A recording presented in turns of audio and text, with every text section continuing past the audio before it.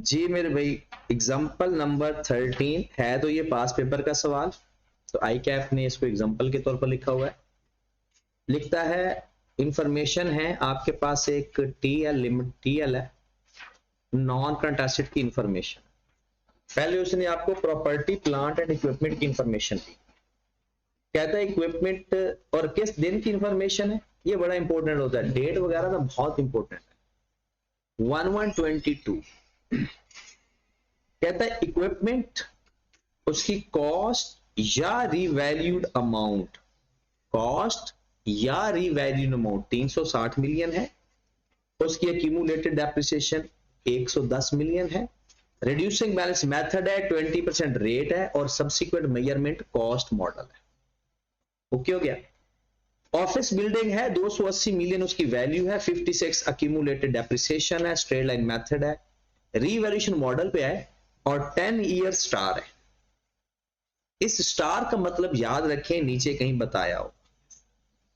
कहता है remaining life at the date of last revaluation, इसका मतलब है ये एसेट रिवैल्यू हो चुका है और ये जो 280 मिलियन है ये लास्ट रिवैल्यूड अमाउंट है। आपको पता है ना कि अगर रिवैल्यूएशन मॉडल पे हो तो जो वैल्यू आ रही होती है या जो हम लिखते हैं वो लास्ट रिवैल्यूड अमाउंट लिखते होते हैं।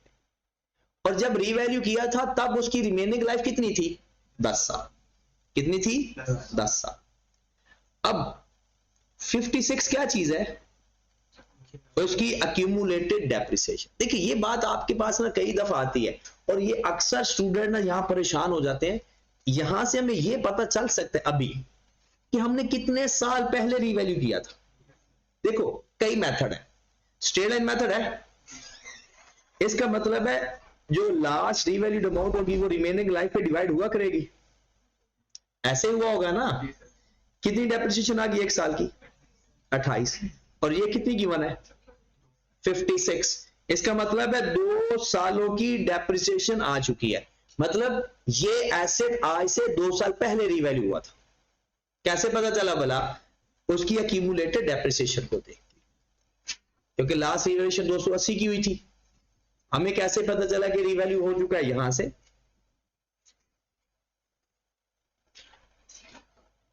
ये अक्सर ये चीज हमें पता करनी पड़ती है कि ये कितने सालों की डेप्रिसिएशन। अच्छा तरीकाकार क्या होता है इसमें? तो सीधा सीधा गिवन था ना, तरीकाकार भी देख लो।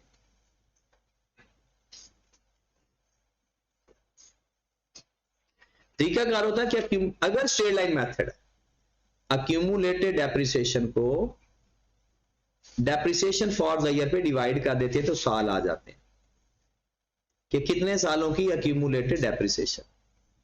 अगर स्ट्रेट लाइन मेथड हो, एक्यूमुलेटेड डेप्रिसिएशन को डेप्रिसिएशन फॉर द ईयर पे डिवाइड कर देते हैं तो हमें पता चल जाएगा। लेकिन ये ऑफर सिर्फ स्ट्रेट लाइन मेथड में होती है। ओके होगी बात? आगे चलते हैं। एज एट 1122 सेम डेट की बात हो रही है। The revaluation surplus related to office building amounted to ₹32 million. ये क्या चीज है? Revaluation surplus amounted to 32 million. भाई मेरे आपका ऐसा रिवैल्यू हुआ है। अच्छा ये जब रीवैल्यू हुआ था तब का सरप्लस है या 2 साल के बाद जो अमोर्टाइज होने के बाद की वैल्यू नजर आ रही है? डेट से ही पता चल रहा है 1122 ये आज की वैल्यू बता रहे हैं। इसका मतलब है वो 2 साल जो अमोर्टाइज होता है वो हो चुका है। However, December 22 due to slump in the market the building was again revalued by independent valuer. At this time the office building was valued at 156 million. इसका मतलब है दोबारा वो हमारे साल भी रिवैल्यू हो गया, साल के एंड में हुआ। डन होगी बात? इक्विपमेंट की बात करते हैं। 1 जुलाई 22 the new equipment was acquired by making payment 50 million to the supplier. In addition an old equipment was given in exchange to the supplier. 50 million भी दिया और पुराना इक्विपमेंट भी दिया। The fair value of the old and new equipment were 60 million and 105 million. कहता जो पुराने और नए एसेट की फेयर वैल्यू वो 60 और 105 है। The old equipment had been acquired at a cost of rupees 80 million. सबसे पहली बात तो यह है कि नए एसेट की कॉस्ट और पुराने एसेट की कॉस्ट को हमने प्लस माइनस करना है। एसेट के अंदर जो नया एसेट खरीदा है वो डेबिट हो जाएगा और जो पुराना है वो क्रेडिट हो जाएगा। जो नया है उसकी कीमत क्या होगी भला? एक्सचेंज का केस अब तैयार है सबका। कैश पे old fair value of old asset plus cash, fair value of old asset plus कितना आ गया? 100 का। अब आप कहेंगे सर न्यू एसेट की फेयर वैल्यू भी तो गिवन है, दोनों एसेट की फेयर वैल्यू गिवन है तो ओल्ड एसेट की fair value until and unless के वो खुद ना बोल दे कि न्यू एसेट रिलायबल है, क्लियरली मोर एविडेंट के बारे में ना बता दे। डन हो गया? लो जी, दूसरा एसेट भी हो गया। ये तो सवाल भी हो गया। डेबिट क्रेडिट करना, डेप्रिसिएशन ही नहीं है, खत्म। वेयर हाउस चले, सवाल करवाऊंगा तो करा दो। Warehouse 1122 TL completed construction of warehouse at a cost of rupees 55 million for subsequent sale to customer. However, warehouse was given on rent at an annual rent 8 million on 1/4/22. The fair value of the warehouse was on various date. अच्छा, जब भी आपने fair IS 40 में entry मारनी है ना तो fair value पे मारनी है। अगर fair value IS 40 fair value model पे, अगर कॉस्ट मॉडल पे फिर तो टेंशन वाली बात नहीं। कहता पहले आपने ना उसको बेचने के लिए रखा था, बाद में आपने उसको बनाया कितने का था? उसको 55 मिलियन का, फिर उसको 8 मिलियन रेंट पे दे दिया 1 अप्रैल 22 को। द फेयर मार्केट वैल्यू 1122 को कोई कंसर्न नहीं है, 1422 को कंसर्न है, 31 दिसंबर 22 को भी कंसर्न है, क्योंकि जब वो 1122 को था वो जितने का मर्जी था हमें कोई फर्क नहीं पड़ता। हमने हमारी कीमत कितनी थी उसकी 55 मिलियन। फिर जिस दिन ट्रांसफर किया उस दिन पहले जितना भी फेयर वैल्यू में चेंज आएगा वो पहले एसओपीएल में लिख देंगे और जो भी डिफरेंस आएगा वो आगे फिर इन्वेस्टमेंट प्रॉपर्टी में चला जाएगा, वो मैं बता भी दूंगा। अगर इंफॉर्मेशन में वो कहता था accounts of revaluation using the net replacement method, वो पुरानी बातें। फेयर वैल्यू मॉडल है इन्वेस्टमेंट प्रॉपर्टी का, कहता notes on investment property and PPE. Comparative and column for total are not required. सबसे पहले हमारे पास एक रीवैल्यूएशन मॉडल पे है और साल के एंड पे रीवैल्यूएशन हो रही है, डन। इक्विपमेंट एडिशन भी है, डिस्पोजल भी है और रिक्लासिफिकेशन भी है। तो हमारा सवाल तो हो चुका है। अब इस सवाल को पेपर में कैसे अटेम्प्ट करना है? सबसे ज्यादा जो छोटा काम है ना वो इक्विपमेंट का है, वो पूरा कर देंगे। दूसरा सबसे छोटा काम किसका है? वेयर हाउस का, वो कर देंगे। एंड पे अपना ऑफिस बिल्डिंग कर देंगे। हम ये देखेंगे जिससे हमारे जल्दी नंबर कवर हो जाए। तो सवाल में ना आप सवाल थक तो जाओगे थोड़े से, लेकिन ये बात याद रखिए कि आप सवाल में बगैर कुछ किए नंबर हासिल कर सकते हैं। मतलब कोई अपनी तरफ से जाती वर्किंग नहीं करनी पड़ेगी। नोट्स बनाने हैं तो उसका फ्रेम बनाएंगे और फ्रेम का तरीका देख लो। सबसे पहले हम लिखेंगे ट्राउट लिमिटेड, जो भी नाम है, notes to the financial statement.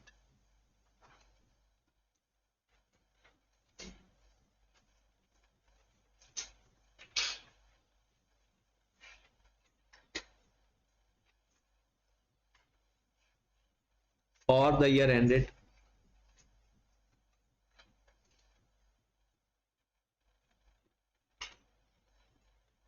दिसंबर है जून है?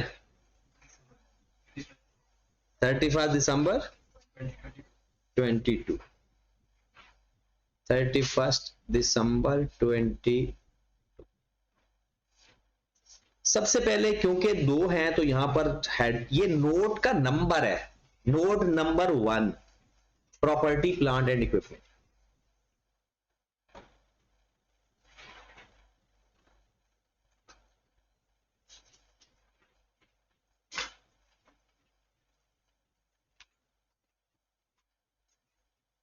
अगर आपने नेक्स्ट चीजों की नंबरिंग करनी है ना, तो फिर कैसे करोगे? 1.1, 1.2, 1.3, 1.4, या ऐसे बुलेट बनाते जाओ। मेन नोड नंबर 1 है, फिर दूसरा नोड होगा इन्वेस्टमेंट प्रॉपर्टी। अगर इन्वेस्टमेंट प्रॉपर्टी नहीं है तो नोड नंबर 1 बस, ये प्रॉपर्टी प्लांट एंड इक्विपमेंट है, ठीक है। तो यहां पर हम फिर लिखेंगे कॉस्ट। अगर आपने इसकी नंबरिंग करनी है ना कॉस्ट की, तो लिखेंगे 1.1, और अगर नंबरिंग नहीं करनी तो सिंपल कॉस्ट लिखेंगे। कौन कौन से एसेट्स हैं? एक ऑफिस बिल्डिंग है जी,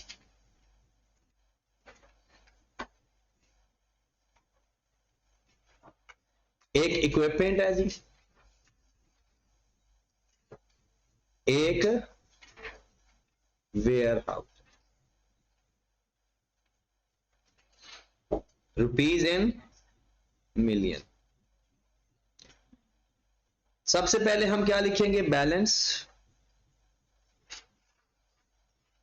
as at 1/1/22, addition, disposal,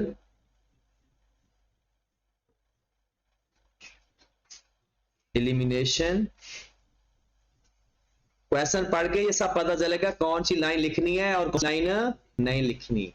elimination, accumulation, इस लाइन को रीवैल्यूएशन एडजस्टमेंट भी बोलते हैं। फिर रीवैल्यूएशन,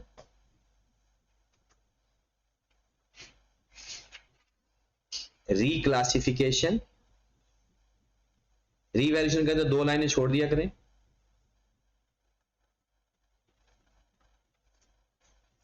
रिक्लासिफिकेशन या ट्रांसफर भी लिख सकते हैं, और एंड पे लिखेंगे बैलेंस एज एट 31 दिसंबर 2020। उसके बाद एक लाइन छोड़ के लिखेंगे accumulated depreciation या provision for depreciation।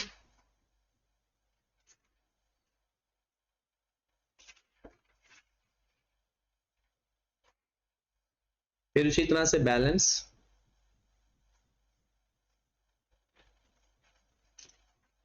एट या एज एट 1/1/22। साल के एंड पे रीवैल्यूएशन हो रही है, तो पहले फिर डेप्रिसिएशन लिख लें। Depreciation for the year, elimination,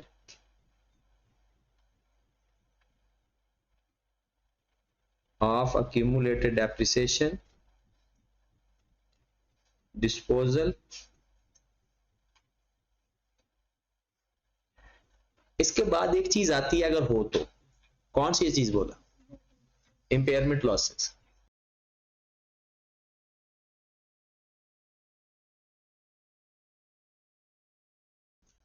और वो भी फॉर द ईयर, उस साल का, बस जिस साल के डिस्क्लोजर बना है।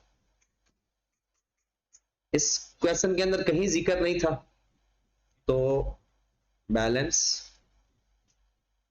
एट 31 दिसंबर 20। डन। ये तो फिक्स है ना। हाँ, कुछ लाइनें प्लस माइनस हो सकती हैं, जैसे एडिशन नहीं हो तो नहीं लिखेंगे, डिस्पोजल नहीं हो तो नहीं लिखेंगे, रीवैल्यू नहीं हुआ तो नहीं लिखेंगे, जो हो नहीं सकता। अगर डिस्क्लोजर का सवाल है और रीवैल्यूएशन मॉडल ना हो, ऐसा पॉसिबल ही नहीं होता। ये नहीं कि पॉसिबल नहीं हो तो सकता है, पॉसिबल तो है, लेकिन रेयर केस है। फिर इसके बाद हमने क्या लिखनी है? Net carrying amount. 2 लाइनें छोड़ के लिखेंगे। 2 लाइनें छोड़ने का मकसद ये होता है कि उसको साफ पता चले कि हम नई चीज पे पहुंच गए हैं। नेट कैरिंग अमाउंट एट 31 दिसंबर 22। फिर मेजरमेंट बेस,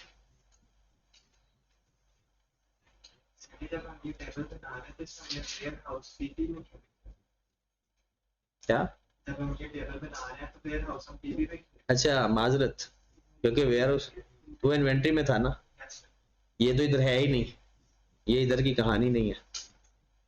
वेयर हाउस तो क्योंकि वो पीपी में नहीं है, वो तो डायरेक्ट उधर ही चला गया ना।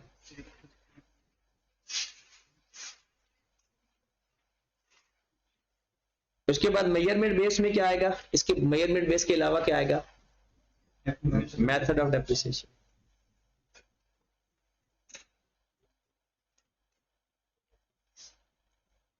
Method of depreciation,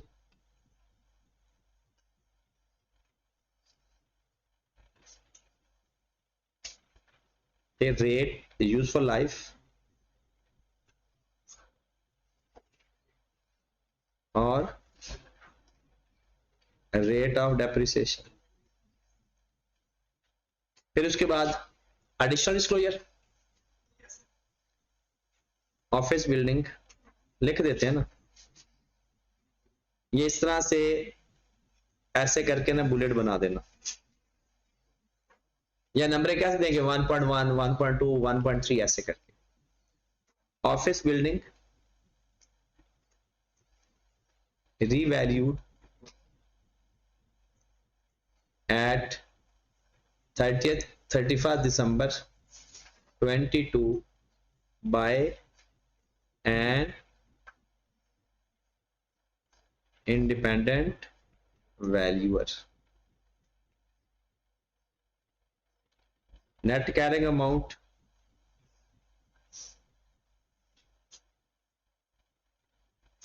of building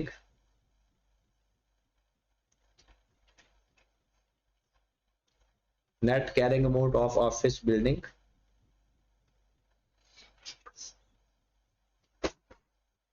rupees, आगे अमाउंट लिख देंगे, मूवमेंट इन रिलेशन, ये हमारे वो फ्रेम बन गया एक तरह का।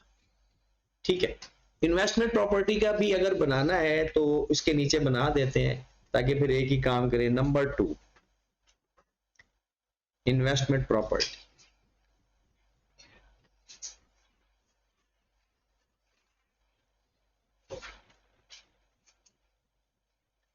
इन्वेस्टमेंट प्रॉपर्टी में भी सबसे पहले हम यहां पर लिख देंगे कॉस्ट या फेयर वैल्यू,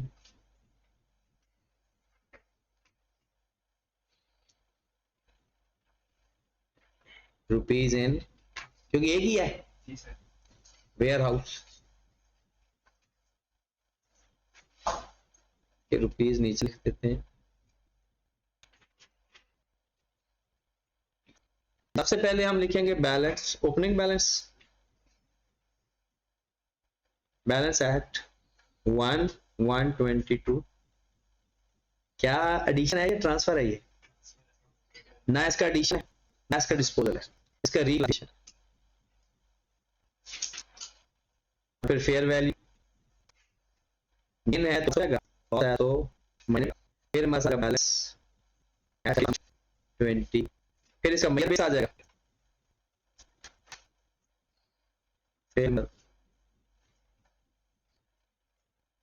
फिर इसका रेंट आ जाएगा। रेंट कितना भला बताया हुआ है, वो कहते हैं the rent given annual rent 8 million annual सालाना, और 1 अप्रैल 22 को रेंट पे दे रहे हैं और हमारा ईयर एंड क्या है भला दिसंबर, तो 9 मंथ का बनेगा। तो rent for the year 8/12 multiplied by is equal to, हाँ अगर अक्रूड है तो वो भी लिख देंगे जितना रिसीवेबल। ओके होगी बात। ये हमने अभी जो थक गए हैं सवाल करते हैं,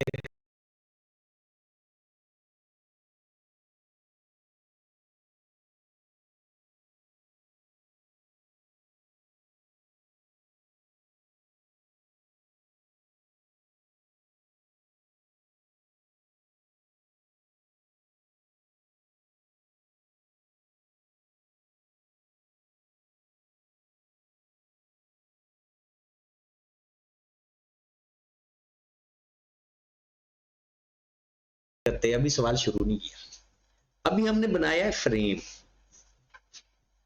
इस फ्रेम में से आपने दो तरीके, पहला तरीका अगर आपके पास टाइम बहुत शॉर्ट है, जो जो इंफॉर्मेशन मिल रही है वो सारी जहां जहां की है वो पुट कर दो, जिस जिस जगह की इंफॉर्मेशन है, जो ब्रॉड ऑन है, एडिशन है, डिस्पोजल है, जो जो मिल रहा है वो लिख। अगर टाइम बहुत शॉर्ट है कि आपको लगता है कि कोई एक एसेट भी मेरा पूरा नहीं हो सकता, फ्रेम बनाओ, और बल्कि फ्रेम बनाते वक्त ही साथ साथ अगर आपके पास इंफॉर्मेशन है तो साथ साथ पुट करते जाओ, क्योंकि फिर मार्क्स लेने हमने, फिर सवाल तो कर ही नहीं रहे हम। अब सबसे पहले नहीं करना चाहिए, मैं रिकमेंड नहीं करूंगा। उसकी वजह यह है कि छोटे छोटे सवाल पहले करने चाहिए जो कम टाइम में हो जाते हैं। ये सवाल होते हैं लेंथी। हाँ, एक सूरत में आप पहले कर सकते हो कि आपने सपोजर ये 20 नंबर का सवाल आया ना, तो आपने इसको मल्टीप्लाई करना है 1.8 से और वो आंसर आ जाएगा 36। आपने इसको 36 मिनट देने हैं, हो जाए ठीक है, बहुत अच्छी बात है, नहीं होता तो छोड़ देना, अगले सवाल पे जाना है, हर हाल में अगले सवाल पे जाना, इस पे नहीं खपते रहना। हाँ, अगर आपको लगता है अगले 2-3 मिनट में पूरा हो रहा है तो फिर कर दो, वरना छोड़ दो इसको, अगले सवाल पे जाओ, क्योंकि हो सकता है अगले सवालों में टाइम बच जाए, फिर वापस आ जाना, नहीं तो फिर खत्म। तो ये अगर आपने शुरू में करना है ना, तो ये फार्मूला लगाना। चलिए, अब आपके पास आ गया जी, इन चीजों को हमने पूरा करना है। पेपर के साथ, पेपर के पॉइंट ऑफ व्यू से करते हैं। पहले इक्विपमेंट उठाते हैं और फिर वेयर हाउस उठाते हैं, उनको पूरा कर लेते हैं, एंड पे फिर बिल्डिंग को देखते हैं। इक्विपमेंट का ब्रॉड ऑन लेते हैं जी। इक्विपमेंट का ब्रॉड ऑन हमारे पास है 360 मिलियन, 360 मिलियन, और उसकी एक्यूमुलेटेड डेप्रिसिएशन का ब्रॉड ऑन है 110 मिलियन। कभी कभी ऐसा भी हो सकता है ये ना गिवन हो, तो फाइंड कर लेंगे 110 मिलियन। तो ये आपके पास एक्यूमुलेटेड डेप्रिसिएशन पड़ी 110 मिलियन।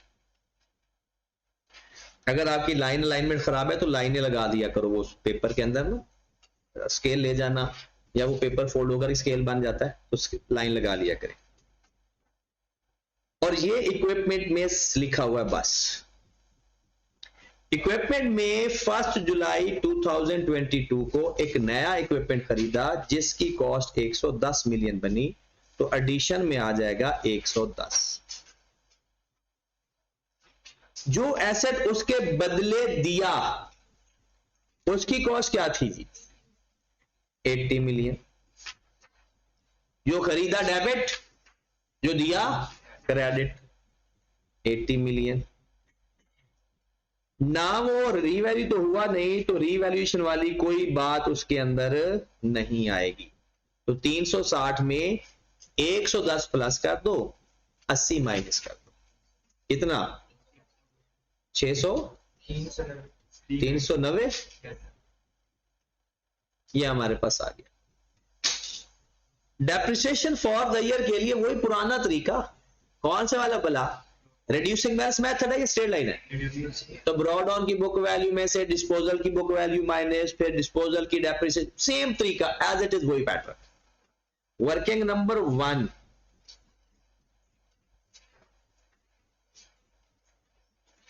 खूबसूरती की इंतहा कर देना पेपर में, क्या लिखेंगे? Depreciation of the equipment, depreciation for the year of equipment. उसको हर चीज साफ साफ बतानी है। Depreciation for the year of equipment या डेप्रिसिएशन ऑफ इक्विपमेंट। सबसे पहले हम क्या लिखेंगे भला? 1/122 को ब्रॉड ऑन माइनस डिस्पोजल। अच्छा, पेपर में चाहिए ना लिखना brought on minus disposal, direct value लिख देना।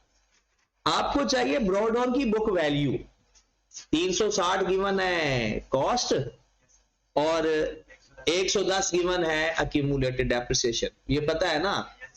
अगर ये नहीं पता तो FAR1 का पेपर भी नहीं देना। अगर इतना नहीं अभी तक पता चला हमें कि डेप्रिसिएशन कैसे फाइंड करनी है, कितना? 360 माइनस 110 माइनस डिस्पोजल की बुक वैल्यू। दो मेथड है, वर्किंग करके उसकी बुक वैल्यू फाइंड कर लो या फार्मूला लगाकर फाइंड कर लो। हाँ जी, आपके पास वो कब खरीदा था एसेट? 1719 को। 19 के 6 महीने आ रहे हैं जी, 20 का पूरा साल आ रहा है और 21 का भी पूरा साल आ रहा है। हम 22 पे खड़े हैं तो 2.5 साल बन रहे हैं जी। तो 2.5 साल की बुक वैल्यू फाइंड कर लेते हैं। दो तरीके हैं। Working number 2, book value of disposal, book value of disposal at, कब तक की बुक वैल्यू फाइंड करना चाह रहे हो बोला? 1/122 तक। फार्मूला लगाना है या वर्किंग करनी है? फार्मूला लगाना है तो फिर कैरिंग अमाउंट इसे बोलते होते हैं, बुक वैल्यू चाहे नाम भी बोलें आप। कॉस्ट कितनी है इसकी? 80 इंटू 1 माइनस 0 पॉइंट, फार्मूला बस दिल में होना चाहिए, यहां पर लिख दिया करो। कितना रेट था? 20%, 0.20 मल्टीप्लाइड बाय 6/12 इंटू 0.80 की पावर, किसी को ना समझ लगे तो पूछ लेना। 1 माइनस आर की पावर n, कितना आ गया? 46.08, चेक कर लें सब लोग। 46.08, 2.5 सालों की डेप्रिसिएशन निकाल दी। ओके है, वर्किंग से भी कोई टेस्ट करना चाहते हैं तो कर ले। 46.08 मल्टीप्लाइड बाय 20%, हाँ जी कितनी डिडक्शन आ गई?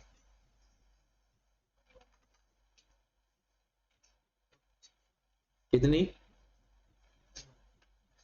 250 माइनस 46.08, जो आंसर आ रहा है उसका 20% ले लें। 40.78, 40.78।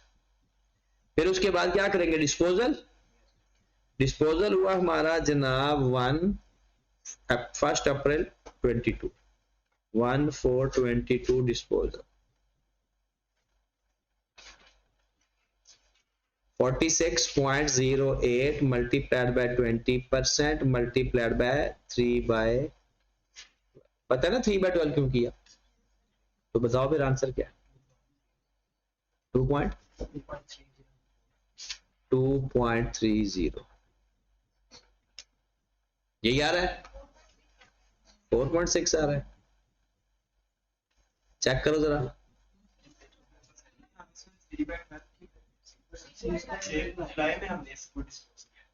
अच्छा, मैं वेयर हाउस की डेट देख रहा हूं, 1 जुलाई को हो रहा है, 6/12, 4.6।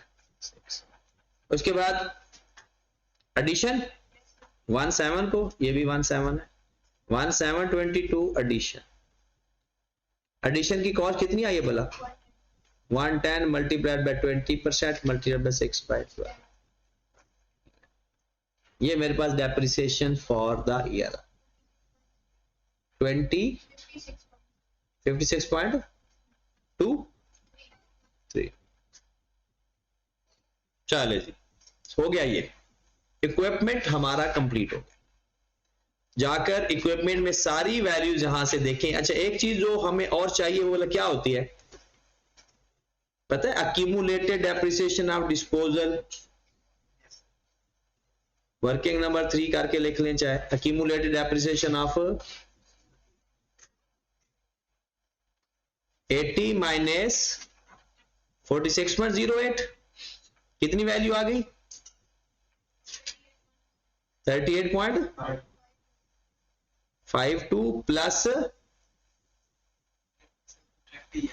अच्छा डायरेक्ट ये बता दिया आपने, मतलब ये इसमें माइनस करके प्लस कर देंगे 4.6, यही होगा ना? पिछले दोनों का डिफरेंस लेकर वो अक्यूमुलेट एक्शन साल के शुरू तक आ जाएगी, इस साल के ऐड कर देंगे तो कितना आप कह रहे थे? 38.5253 कर लें। चल जाओ फिर, अब ये फिल कर दो पूरा एंड तक ले जाओ। इसकी डेप्रिसिएशन फॉर द ईयर कितनी आई थी? Depreciation for the year 56.4, 56.4, 56.4। Elimination का चक्र जो डिस्पोजल है उसकी एक्यूमुलेटेड कितनी आ रही थी? 38. बैलेंस क्लोजिंग 1, राउंड ऑफ कर दिया है। अच्छा, राउंड ऑफ किया करें इसके अंदर लिखते वक्त, इसके अंदर ना किया करें, ये बात याद रखें। मतलब जब इस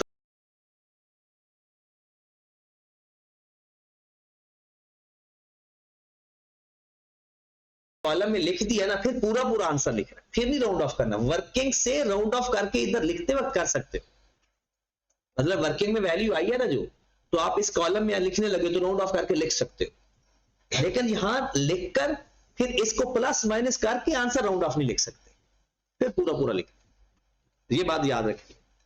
390 में से 128 माइनस कर दो, 262, पूरी लाइन फिल कर देते। मेजरमेंट बेस इसका क्या था? मेथड ऑफ डेप्शन क्या था? ये वैसे पहले भी कहते थे। लाइफ थी रेट था 20%। और आगे नहीं जाना, आगे किसी और चीज की बाउंड्री है, खत्म हो गया इक्विपमेंट। अब ना अभी क्योंकि हम तो मार्क्स लेने के चक्रों में हैं, इन्वेस्टमेंट प्रॉपर्टी को खत्म करते हैं। आपके पास वो कहता है, यहां पर आए जरा वेयर हाउस पे, कि आपने, और ये साथ ना इन्वेंट्री का सीख भी ले, इन्वेंट्री का बहुत काम आसान है। जिस दिन ट्रांसफर करना है ना, इन्वेंट्री के केस को सीख ले, जिस दिन ट्रांसफर करना है आपने एंट्री पास, उस दिन अगर आप IS2 से IS40 में जा रहे हैं, IS2 से IS40 में जा रहे हैं, जिस दिन ट्रांसफर, इसके दो तरीके हैं, मैं कंपाउंड एंट्री से बता देता हूं। जिस दिन ट्रांसफर करेंगे इन्वेस्टमेंट प्रॉपर्टी डेबिट हो जाएगी उस दिन की फेयर वैल्यू से, उस दिन की फेयर वैल्यू से, और इन्वेंट्री क्रेडिट हो जाएगी अपनी कॉस्ट से, जिस कॉस्ट पे वो पहले लिखी हुई थी। इन्वेंट्री क्रेडिट हो जाए, क्योंकि इन्वेंट्री तो रीवैल्यू होती नहीं है। जितनी इन्वेंट्री, सपोज करते हैं इन्वेंट्री थी 500 की, मतलब एक बिल्डिंग थी, हम सेल परचेज के लिए इस्तेमाल करते थे, तो 500 उसकी कॉस्ट थी, और आज इसे हम किस पे लिखते होते हैं? Lower of cost and NRV।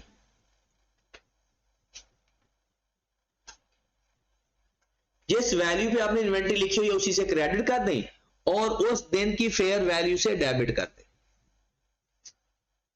Investment property में 700 से जाएंगे, इन्वेंट्री हमारी खत्म हो जाएगी, और जो डिफरेंस आएगा वो किधर चला जाएगा?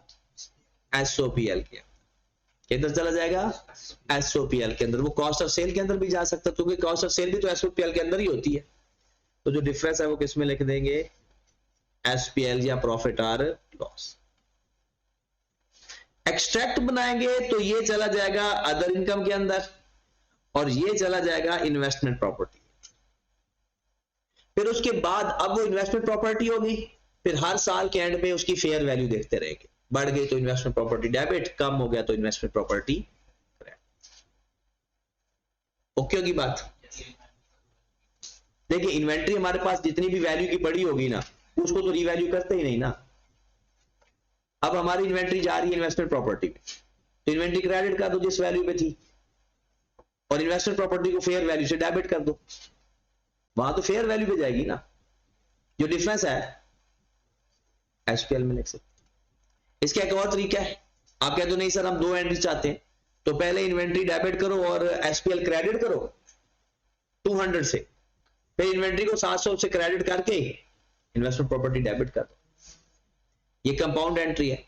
और अगर आप IS40 से उधर जाते हो तो फिर IS40 की पहली एंट्री वही पुरानी, पहले investment property to fair value gain, पहले उसको किस में क्लोज करेंगे? इन्वेस्टमेंट प्रॉपर्टी के अंदर। फिर अगली एंट्री क्या पास होगी? Inventory debit, investment property credit. फिर ऐसा कभी हुआ नहीं है आज तक, ना ही होना है, मुझे नहीं लगता कि ऐसा, हाँ कभी कोई 2 नंबर का सवाल आ जाए कि जनाब प्रॉपर्टी से इन्वेंट्री में जा रहे हैं तो ये काम होगा। हाँ जी। अब वेयर हाउस पे आए, ये तो बिल्कुल सीधा सा था काम। क्या आपके पास वेयर हाउस का ब्रोडन था? रिक्लासिफिकेशन हुई तो फेयर वैल्यू भी होगी, क्योंकि हम इन हो रहे, आउट नहीं हो रहे। तो कितनी फेयर वैल्यू ऑफ दिन जिस दिन ट्रांसफर हुआ? 73, तो 73 लिखे। साल के एंड पे उसकी क्या वैल्यू हुई? 73 से 80, गेन आया लॉस, तो गेन प्लस कर दे। कितना? 7 का गेन और 80, खत्म हो गया, वेयर हाउस खत्म हो गया। इतना ही था, ये एक डर है बस, इसके अलावा से आप तो डर भी खत्म हो गया लोगों को। इतनी दफा डिस्क्लोजर के सवाल आगे लोग रटा लगा के चले जाते हैं। 70, 80% परसेंटेज पासिंग परसेंटेज है बच्चों की इस सवाल में। आई कैप हर सवाल की बताता है कि इस सवाल में कितने लोग कितने परसेंट पास हुए। ओवरऑल तो बताता है, हर सवाल की भी बताता है। तो सबसे ज्यादा जो परसेंटेज है ना पास होने की, वो इस सवाल की, क्योंकि ये सीधा सीधा काम, ना भी समय लगे तो आधा पौना तो फिर भी हो जाता। अब बाकी रहेगी बात ए की, रीवैल्यूएशन। वो वर्किंग करके ना पोस्ट कर देते हैं, वर्किंग करके। वैसे हमारे लिए तो वो भी इतना मुश्किल नहीं है, हमें वो वर्किंग याद की हुई है, उस वर्किंग के अंदर लिखकर वो पुट कर देते हैं तो याद आंसर आ जाएगा। 122 को ACA, OCI, प्रॉफिट एंड और लॉस, कितनी वैल्यू है भाई? 280, 56, कुछ ऐसा ही है। 280 में से 56 माइनस कर दो, 22, और इस टाइम आपके पास OCI कितना पड़ा हुआ है? रिमेनिंग लाइफ कितनी है? 10 या 8? 8 साल, क्योंकि 10 साल तो तब थी ना जब लास्ट टाइम रीवैल्यू किया था, और आज कितनी वैल्यू है? 8 साल। ओके होगी बात? चलिए तो बताएं फिर क्या करें, इसको रीवैल्यू कर दें? पहले डेप्रिसिएशन स्ट्रेट लाइन मेथड है या रिड्यूसिंग बैलेंस मेथड? तो इसको भी 8 पे डिवाइड कर दो, इसको भी 8 पे डिवाइड कर दो।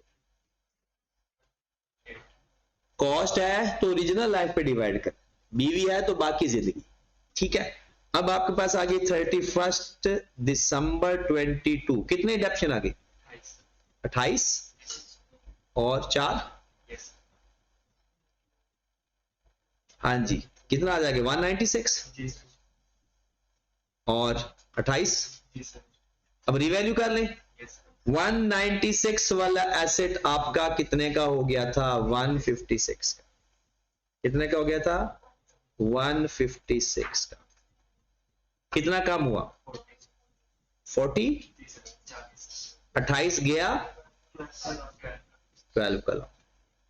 अब इतना ही सवाल है, इसकी पोस्टिंग है, एंट्रीज पास करना चाहो, एक्सट्रैक्ट बनाना चाहो, लेजर, जो भी करोगे यहां से निकलेगा सब।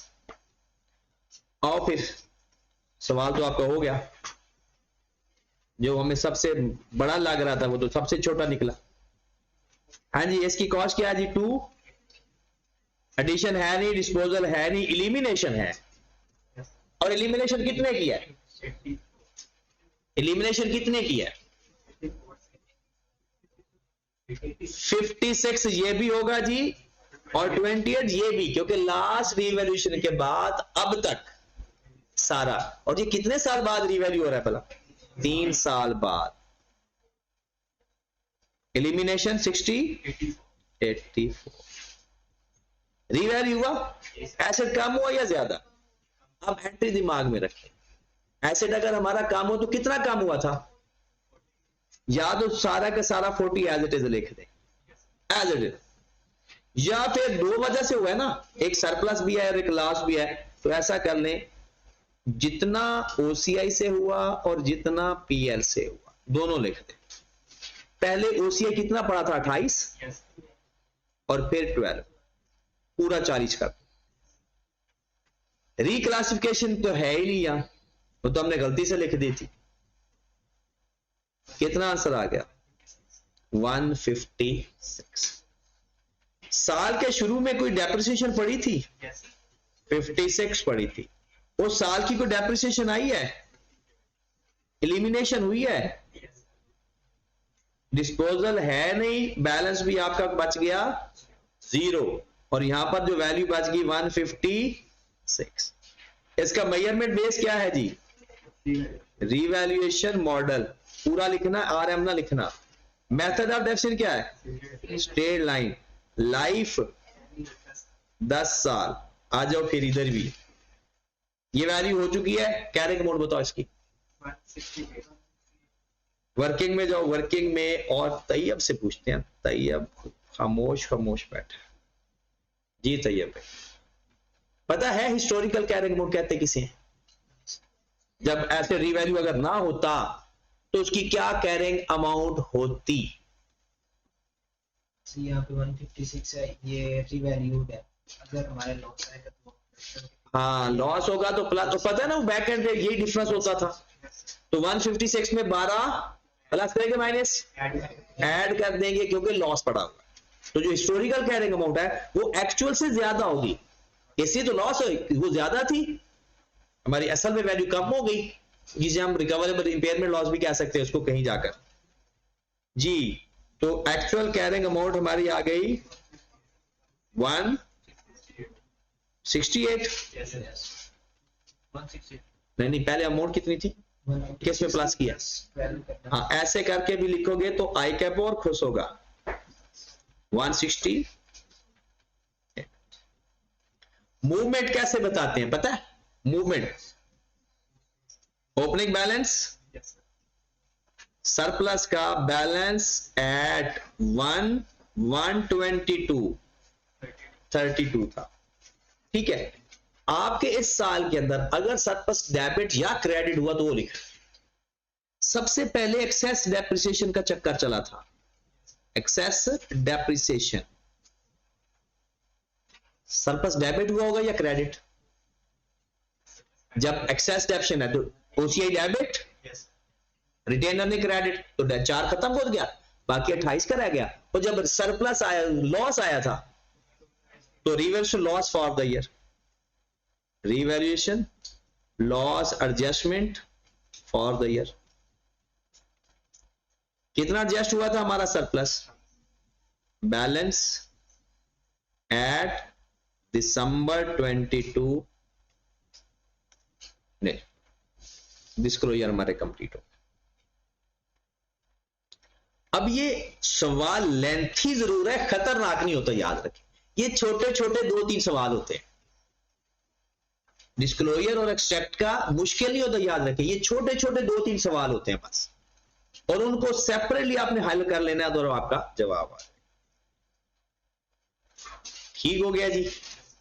चले, आज के लिए तो फिर इतना ही होगा। और आपने करना क्या है, अब जो कल के लिए काम करना है ना, वो देख ले जरा हमारे कौन कौन से क्वेश्चन रह गए हैं। अच्छा, एक्सट्रैक्ट वाला सवाल मैं कल डिटेल में करवाऊंगा, और कोशिश करेंगे कि एक्सट्रैक्ट के 2 सवाल कर ले, क्योंकि नोट्स का सवाल कोई है 13वें के बाद? देखो जरा,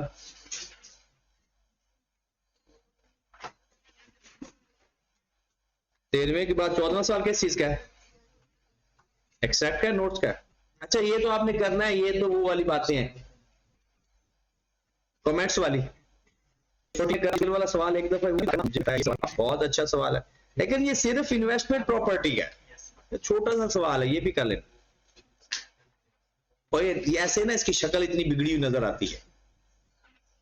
इन्वेस्टमेंट प्रॉपर्टी के डिस्क्लोजर 2 दफा पढ़ के आए, कितने थे, क्या थे? ये वही है, बिल्कुल स्ट्रेट फॉरवर्ड है।